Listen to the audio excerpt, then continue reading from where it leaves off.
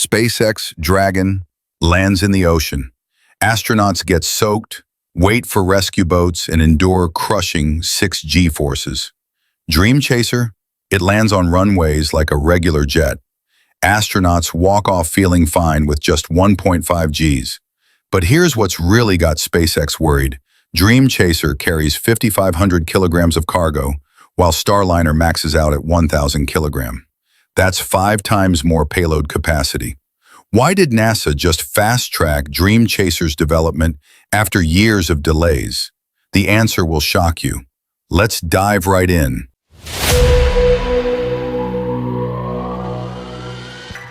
The truth NASA buried for decades is finally coming to light. Back in 1981, when the first space shuttle launched, NASA engineers knew they'd cracked the code. Landing on runways like airplanes, no more primitive ocean splashdowns, no more fishing astronauts out of the sea like shipwreck survivors. For 30 years it worked. 135 missions, astronauts walking off shuttles with dignity intact. Then everything collapsed. Challenger exploded in 1986.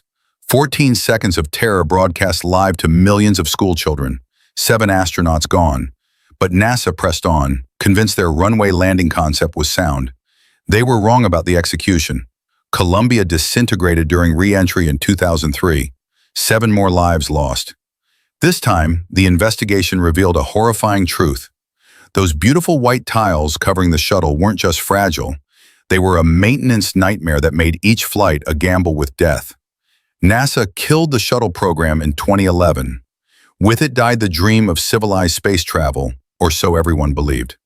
While NASA mourned their fallen program, a small company called Sierra Space was quietly solving the shuttle's deadliest problems. They weren't abandoning runway landings, they were perfecting them. The result? Dream Chaser, a space plane that makes SpaceX's Dragon look like a museum piece. Here's what's got Elon Musk losing sleep at night. Remember those 24,000 tiles that doomed the shuttle? Each one a potential point of failure, each one requiring manual inspection after every flight. Thousands of labor hours, millions in maintenance costs. Dream Chaser needs just 2,000 tiles. That's a 92% reduction in complexity. But the real breakthrough isn't the number. It's what these tiles can do. Each Dream Chaser tile measures 10 inches by 10 inches. Compare that to the shuttle's pathetic 6 by 6 inch squares. Larger tiles mean fewer seams. Fewer seams mean fewer places for superheated plasma to sneak through and kill everyone inside. These aren't your grandfather's shuttle tiles either. Dream Chaser's thermal protection can withstand 2,600 degrees Fahrenheit. Not once, not twice, multiple re-entry cycles without replacement. The shuttle's tiles, most were single-use only. Land once, replace half the heat shield. This is the difference between Stone Age technology and modern engineering. But thermal protection is just the beginning of SpaceX's nightmare. When Dragon lands, it slams into the ocean with the force of a car crash. 6 Gs of deceleration. For a 180-pound astronaut, that feels like 1,080 pounds crushing their chest. 6 Gs is what fighter pilots experience during extreme combat maneuvers. It's what causes blackouts and broken ribs. Dream Chaser? A gentle 1.5 Gs, less than what you feel during a hard stop in your car. This isn't just about comfort. This is about opening space to regular people.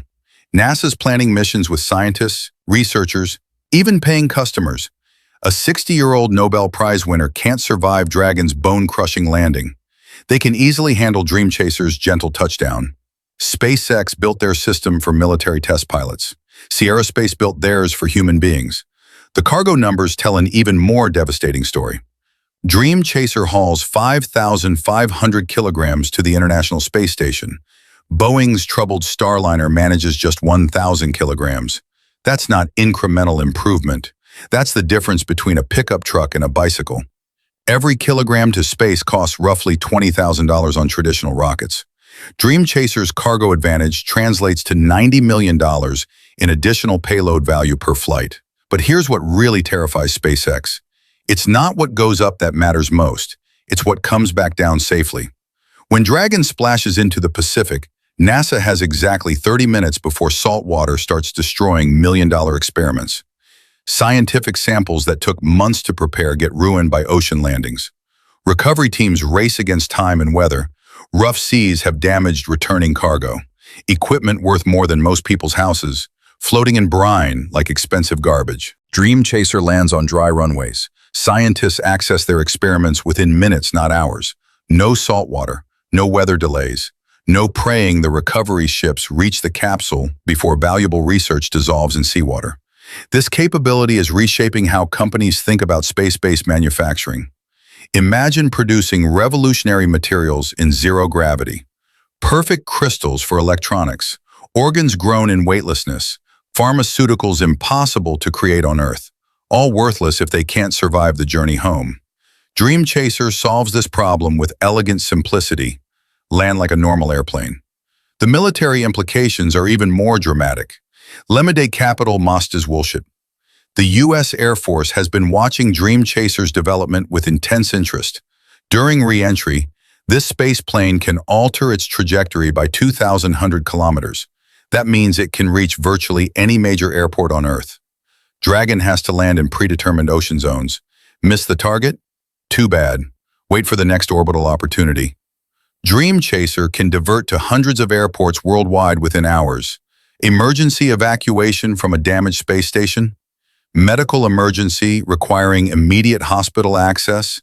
Classified cargo that can't risk ocean recovery? Dream Chaser handles all of these scenarios. Dragon handles none of them.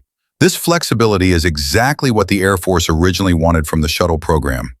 Dream Chaser delivers it with modern reliability. Meanwhile, Boeing Starliner continues its spectacular failure parade. $4.2 billion in taxpayer money. Years of delays. A comedy of errors that would be hilarious if lives weren't at stake. December 2019. Starliner's computer thought it was still on the launch pad instead of in orbit. The spacecraft couldn't dock with the ISS because it was essentially lost in space. August 2021. Fuel valves stuck shut hours before launch. Ground teams discovered the problem during final checks. Another delay, another embarrassment. June 2024. The first crewed test flight revealed 5 helium leaks and multiple thruster failures. Astronauts made it to the ISS, but barely. Each failure costs months of investigation and millions in repairs. Boeing's reputation in space is crumbling faster than their aircraft doors at 16,000 feet. Dream Chaser, meanwhile, sailed through ground testing, thermal vacuum trials, and vibration testing without major issues. The contrast is stark. Methodical engineering versus corporate chaos. But Dream Chaser's real genius lies in its timing. The International Space Station retires in 2030. NASA needs new destinations for their astronauts. Sierra Space isn't just building a spacecraft, they're building the infrastructure for space's commercial future. Orbital Reef, their partnership with Blue Origin, represents the next generation of space stations, commercial facilities, private laboratories, manufacturing in orbit. While SpaceX obsesses over Mars missions that won't happen for decades, Sierra Space is building the space economy happening right now. Their Life Habitat module, a 3-story inflatable structure, showcases this vision: expandable space stations, orbiting factories, research facilities that dwarf the ISS. Dream Chaser was designed from day one to service this new space economy. Multiple destinations, frequent flights, routine operations. Dragon was designed for government missions to a single space station. It's a point-to-point taxi. Dream Chaser is a commercial airline. The economic model is devastating for SpaceX. Every Dragon recovery requires specialized ships, trained divers, and careful weather coordination. Recovery operations cost millions per flight. Dream Chaser needs a runway and a tow truck. SpaceX built their entire business around ocean recovery. Changing now would mean abandoning billions in infrastructure, retraining thousands of personnel, and completely redesigning their spacecraft. They're locked into an obsolete system by their own success. Sierra Space started with runway landings as the primary goal. Every component, every system optimized for this capability from the beginning. It's the difference between building a house and renovating a skyscraper. One is possible, the other is financially suicidal. The timeline makes SpaceX's situation even more desperate. Dream Chaser's first cargo mission launches in 2025. 6 ISS resupply flights are already contracted through 2030. The crewed version follows in 2026. The question: perfect timing for the post-ISS era. While competitors scramble to develop new vehicles for commercial space stations, Dream Chaser will already be operational with a proven track record. This positioning could make Sierra Space the dominant force in space transportation for the next decade. Space tourism amplifies Dream Chaser's advantages even further. Nobody pays $500,000 for a space vacation that ends with a violent ocean crash. Wealthy customers expect luxury, not military-style endurance tests. Dream Chaser offers the space travel experience people actually want. Smooth ascent, incredible views, gentle return to Earth. SpaceX's Dragon offers the space travel experience people tolerate. Bone-jarring forces and praying the parachutes work.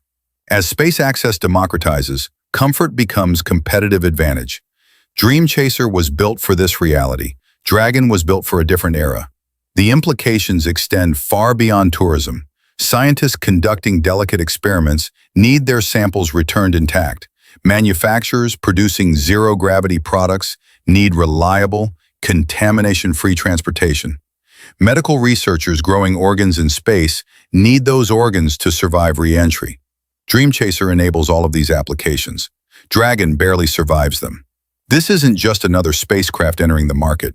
This is a fundamental shift in how space transportation works. NASA's shuttle program proved runway landings were possible. Sierra Space proved they could be practical, reliable, and economical. SpaceX revolutionized space access with reusable rockets. But they're still using 1960s-era capsule technology for the final, most critical phase of flight. Dream Chaser represents the next evolution, combining modern launch systems with civilized landing technology. The question isn't whether Dream Chaser will succeed. The vehicle works, the market demand is proven, the contracts are signed. The question is whether SpaceX can adapt fast enough to compete with this new paradigm, or if they'll watch their space transportation monopoly crumble like Boeing's aircraft reputation. So here we are. SpaceX built the highway to space, but they're still using horse-drawn carriages for the final mile. Sierra Space, they're rolling out the luxury sedans. The real game changer isn't just about landing on runways versus splashing in oceans. It's about who gets to go to space next. Your grandmother, that scientist with arthritis, the entrepreneur who gets motion sick on roller coasters. SpaceX opens space to the brave. Dream Chaser is opening it to everyone else. But here's what I'm really curious about. What happens when China sees this? When they realize gentle landings could be their ticket to space tourism dominance? The space race just got a whole lot more interesting. What do you think? Is this the beginning of the end for SpaceX's monopoly, or just another competitor that'll fade away? Drop your thoughts below. And if you're as fascinated by the hidden stories of space as I am, hit that subscribe button. Because trust me, what's coming next in the space industry? You won't see it coming.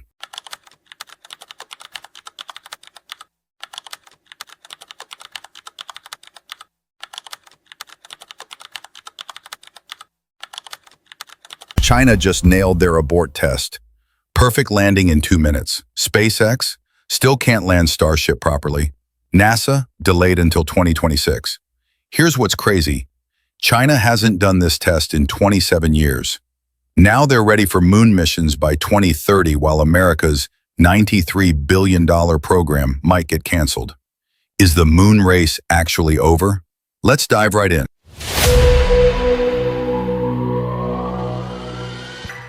What actually happened in the Gobi Desert, 12:30 a.m. Eastern Time, complete darkness in the Gobi Desert. Then, boom, a 26-ton spacecraft explodes off the launch pad. But this isn't what you think. This is China's Mengzhu capsule. Executing the perfect escape sequence. The escape tower fires. Solid rocket motors generate 75 tons of thrust in milliseconds. The capsule shoots skyward like a bullet, then flips perfectly into position. 20 seconds pass. The tower separates. Parachutes deploy flawlessly. Airbags inflate.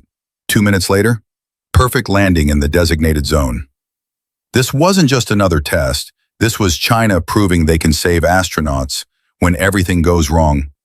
240,000 miles from Earth. Here's what's shocking. China hasn't attempted this kind of test in 27 years. 27 years, an entire generation of engineers built this system from scratch and nailed it on the first public attempt. While SpaceX was blowing up starships for internet views, China was quietly perfecting technology that actually works. But why should this terrify NASA? Because this test just proves something nobody wanted to admit. The engineering reality nobody talks about. Let's break this down.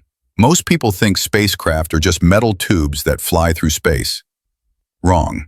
Mengzhou is a 26 metric ton life support system designed for one mission, keeping humans alive during the most dangerous journey possible. Compare that to SpaceX's approach. Starship weighs